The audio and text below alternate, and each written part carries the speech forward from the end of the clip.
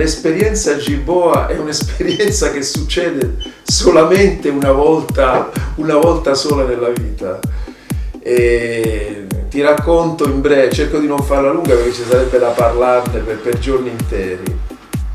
Dunque Gilboa, avevamo già iniziato il film, eccetera eccetera, eravamo alle prime riprese, tutto andava a gonfie vele. Che succede? Partendo dalla produzione a Roma, di solito l'armiere, c'è un addetto agli effetti speciali che si porta effetti speciali, polveri, eccetera, eccetera, per creare film, e anche armi, si chiama armiere, eccetera. E quindi doveva caricarsi queste armi e portarle in Venezuela. Per risparmiare i costi, cosa hanno fatto? Da parte della produzione hanno contattato una persona in Venezuela che forniva queste armi e quindi il nostro armiere non si portò armi dall'Italia, ma solamente polveri da sparo, eccetera, e altre cose di effetti speciali. Cosa successe? Si era avviato questo film. E una volta dovevamo girare questa scena in cui io arrivo con questo aeroplano su questa pista d'atterraggio un po' sterrata, così selvaggia, che poi ti immetteva nella foresta pluviale. Ed eravamo arrivati lì alla mattina con un pullman, capito, con tutta la produzione, attori, eccetera, eccetera, tecnici e addetti ai lavori. E avevamo già girato questa cosa, per fortuna, sai, la prima buona e via. Avevamo appena finito di girare questa scena che io scendo, eccetera, quindi con i protagonisti che facevo prigionieri, ci inoltravamo poi nella giungla. Succede che arriva uno della produzione: correte, tornate tutti ai pullman. E quindi ci fu noi ci guardavamo e dicevamo: ma che è successo? Non fate domande, correte. Ci siamo messi a correre, capito? Però eravamo così allibiti, ma che sta succedendo?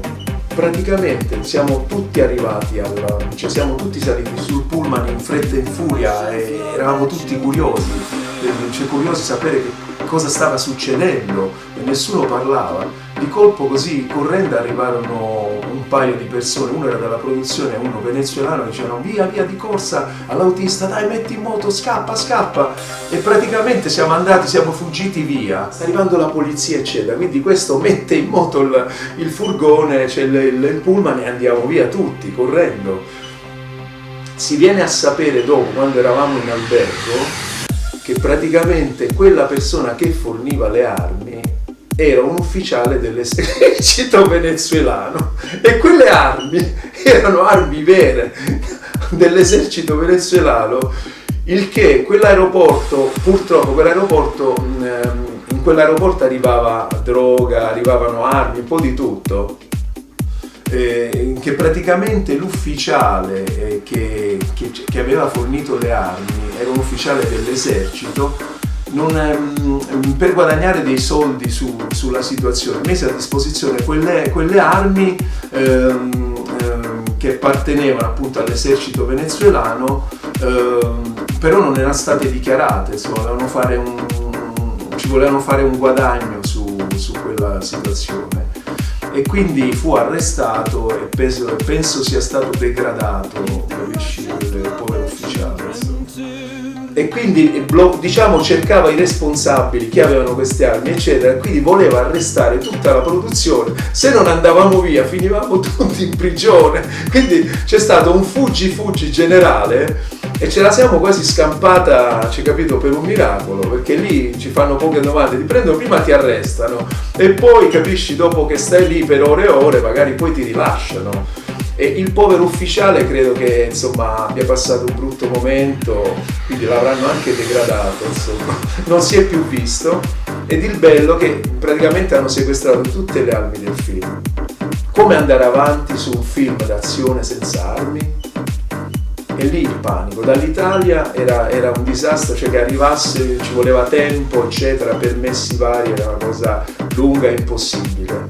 Genialata. L'addetto agli effetti speciali, l'armiere, dice: ma perché non prendiamo delle armi giocattolo che siano vere, meno male, e poi a post montaggio, post produzione, mettiamo gli effetti, le cose, e così fu.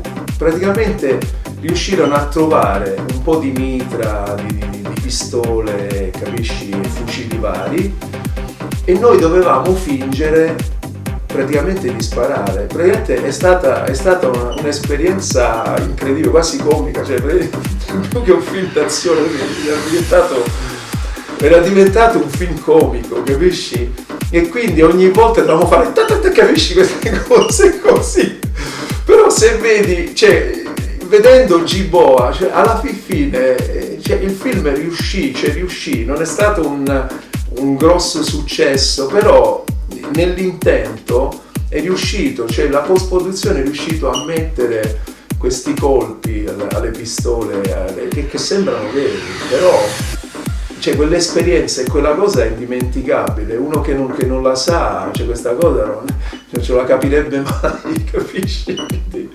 Quindi è stata una cosa bellissima, insomma, da questo punto di vista, capito? Quindi avrò un bel ricordo di questa avventura, questo film. Comunque naturalmente credo che il regista dopo quello ha rinunciato a fare regia, è quasi sparito dalla circolazione, diciamo.